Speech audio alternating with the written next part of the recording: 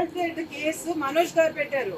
మనోజ్ గారికి సెక్యూరిటీ తీసేస్తున్నారు మీరు ఇంట్లో, వాళ్ళ బౌన్సర్స్ తెచ్చి పెట్టారు ఇంట్లో.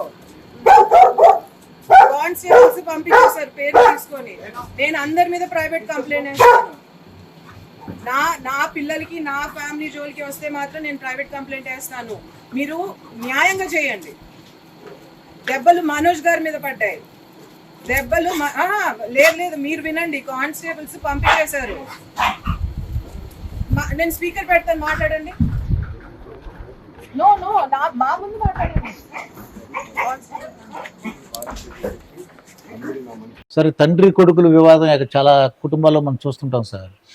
కానీ మోహన్ బాబు గారిది ఎందుకు చూస్తున్నాం అంటే ఆయన డైలాగ్ కింగ్ అని, కలెక్షన్ కింగ్ అని, ఇంకా అన్నిట్లోని కింగే. మాటలు విసరటంలో కూడా ఆయన కింగే.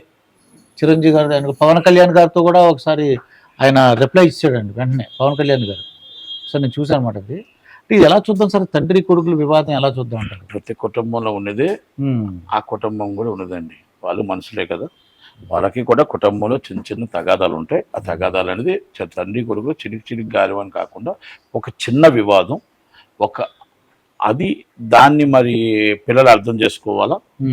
ఆయన ఒక లెజెండ్, ఆయన ఒక డైలాగ్ కింగ్, మీరే చెప్పారు అన్ని. ఆయనకు ఈరోజు 50 సంవత్సరాల ఒక చరిత్ర ఆయనకు ఉంది. ఆ చరిత్రలో సినిమా ఇండస్ట్రీలో ఆయన ఏ విధంగా పిల్లల్ని తీసుకొచ్చాడు, ఏ విధంగా ఆయన పైకి వచ్చాడు, ఏ విధంగా ఒకటి మొగటం లేని మహారాజుగా దాసనారాయణ తర్వాత ఆయనే కింగ్ మేకర్గా ఇండస్ట్రీని శాసించాడు. పిల్లలందరూ కూడా మొత్తం టోటల్గా ఒక టైగర్గా, ఒక సింహంగా, 3 స్తంభాలుగా పిల్లలు ఉండి, ఒక లక్ష్మి గారు అవ్వచ్చు, విష్ణు గారు అవ్వచ్చు, మంచు గారు అవ్వచ్చు, అంత ఉండి ఈరోజు తీసుకొచ్చి ఈరోజు చిన్న వివాదాలు బయటికి రావడం వల్ల కుటుంబమే కాదు ఆయనకున్న పేరు పోతుంది అనేది మనోజ్ గారు కానీ, పెద్ద మనసు విష్ణు గారు కానీ, లక్ష్మి గారు అర్థం చేసుకోవాలా. ఎందుకంటే ఆయన 50 సంవత్సరాలు కట్టుకున్న ఒక ఇండస్ట్రీ ఈరోజు మనం 50 సంవత్సరాలు, నెక్స్ట్ ఇయర్కి 50 సంవత్సరాలు పూర్తయితే సినిమా ఇండస్ట్రీ అంతా కూడా బ్రహ్మాండంగా గర్వంగా మీ అందరి ఆధ్వర్యంలో మనం చెయ్యాల్సిన పోయి ఈరోజు ఈ విధంగా కుటుంబంలో తగాదా రావడం అనేది కరెక్ట్ కాదు.